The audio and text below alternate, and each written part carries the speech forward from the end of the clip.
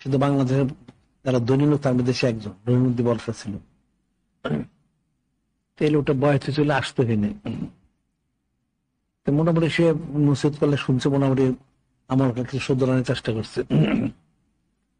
সে কয়ে যায় আমার খারিজিরা কাবিসির মুগত্তিকা কেন খারিজিরা আমার দাঁত দেয়নি, আমার সভাপতি বানায়, সভাপতি বানিয়ে চারে বয় আর আমার কত মুসি করে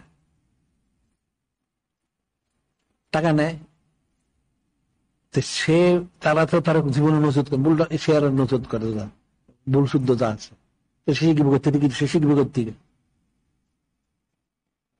কেউ মাহফিল হইলে তারা দাওয়াত দেয়, সভাপতি বানায়, নিয়ে চারে বসায় দেয়, সে কত মুসি করে। তার বক্তব্য সে অনেকবার আসছে, ওখানে দেখা করছে আমার সাথে মাহফিলে। এই যে বিষয়গুলি, এই সমস্ত কারণে লোকগুলি হেদায়েত থেকে বঞ্চিত হয়।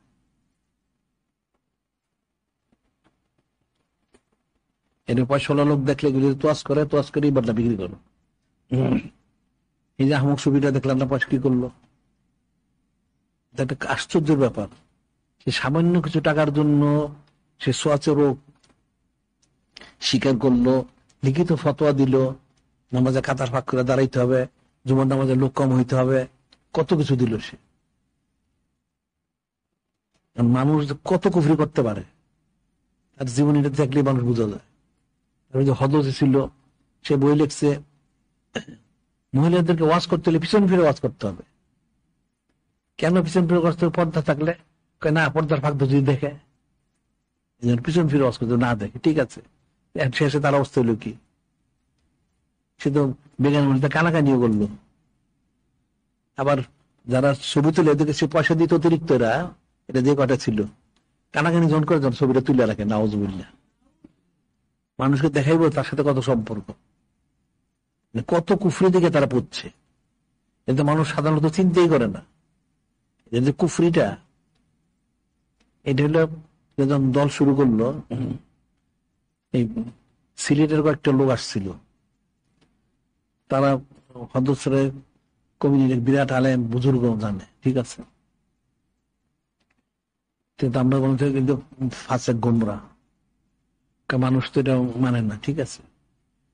এর একবার ওই হাজতে নাজকে ঢুকছিল, প্যারিসে নিয়ে গেছেন মাহফিল করতে, কোন জায়গায় মাহফিল করতে গেছে সে, তাদের মিটিং টিটিং আর কি, মাহফিল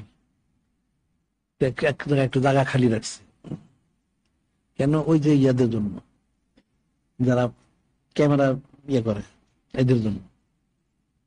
দেখা গেল ঠিক অনেক ছবি তুললো, তখন অনেক লোক বুঝলো, পরে কিন্তু গোমরা সে দেখা যায়। তখন তারা বুঝলো যে আসলে গোমরা, কারণ তারা এই ছবি তোলার জন্য আলাদা রোগ রাখছে, আর এগুলো সমানে পাইকারি ছবি তুললো। এদের সাথে যারা না মিশছে তারা তো বুঝবে না, আর এদের সম্পর্কে পড়াশোনা সে বুঝবে না, বিরাট বক্তৃতা দেয়। তাদের যখন এই দুইটাতে যখন হাতে দুটো গেল কোনখানে যেটা, তখন এক সম্ভবত এসপি হইতে পারে, সে বক্তব্য দিল যে আমি তো জানতাম আলেমদের সর্বোচ্চ তো খুব ভালো, কিন্তু এদের সাথে মিশে দেখলাম যে এই আলেমের তাদের চরিত্র তো সেরকম না। সে প্রত্যেকেই আসছিল যে আমরা জানতাম যে আলেমরা তো এরকম হয়, অর্থাৎ তাদের আচার আচরণ শালীন থাকে, কিন্তু এদের আচরণ অশালীন। এর আলেম হলো কেমনে? মানুষ তো আসলে সম্বন্ধে জানে না। আর আরেকটা ব্যাপার আসছিল, ওই যে একটা কি ফারুকি নারুকি একটা পঞ্চগণে মারা গেল, যেদিন মারে ফেলছে মনে মনে হয়, হ্যাঁ, তো ওইটা এনে গেছিল পুলিশরা তার বাড়িতে গিয়ে, দেখে তো তারা তাজ্জুব হয়ে গেছে, এত বড় হুজুর, তার তো পর্দাই নেই, আবার তার বাড়িতে টিভি আছে, তার আশ্চর্য হয়ে গেল, এটা কেমন কথা। তার আবার বিবৃতি দিছে।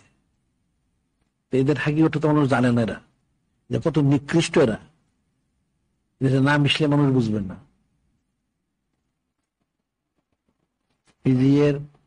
হাফিজ আব্দুল জলিল ছিল, তার রুমের কাছে একদিকে সমানে ছবি বা টিভি আছে, এর দেশে নামাজ পড়তেছে, ছবি তো আছে, ছবি মানে ওই ওই এদের কথিত বিশেষ ব্যক্তির সাথে ছবি আছে, কোন মন্ত্রী মিনিস্টার বা কার কার সাথে, এই ছবিগুলি তার পুরো ঘরে মানুষ গেলে দেখে। আবার এক কিনারে টিভি আছে, আবার সেখানে সে নামাজ পড়তেছে। এক লোক গেল, গিয়ে দেখলো, সে এসে বললো, আমাকে জানিল, সে গিয়ে তো তাজ্জুব হয়ে গেছে, এটা কি? তার রুমের মধ্যে চারদিকে ছবি বা টিভি আছে, টিভি চলতেছে, সে নামাজ পড়তেছে। এদের সাথে মানুষ না মিশলে তো মানুষ বুঝবে না। সেই তো টিভি একটা ইয়ে খোলার জন্য অনেক চেষ্টা করতে পারে না। সে আর ওই যে ইয়ের ছেলে, মুফতি সুবির ছেলে তকি ওসমানী, এই দুইজন আর হইলো যে ইলিয়াস কাদরি, তিনজনে মিলে তারা খুব কোশিশ করছে। ইলিয়াস কাদরি লোকজন সে খুলে ফেলাইছে, আর এর দুজন খুলতে পারে না। পয়সা তুলছিল কিন্তু পারে না। মানে এটা যদি, যেহেতু সে পারুক আর না পারুক, কিন্তু সে তো হারামের জন্য কোশিশ করছে। এটা কঠিন একটা বিষয়। হাফিজ আব্দুল যখন মারা গেল, তার এখানে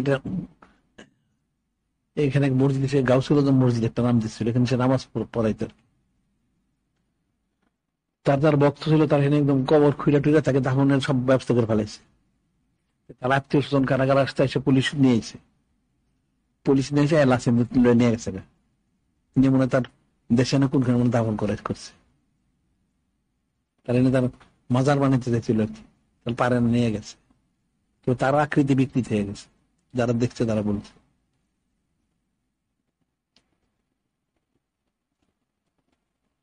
মানুষ তো নসিহত হাসিল করে না।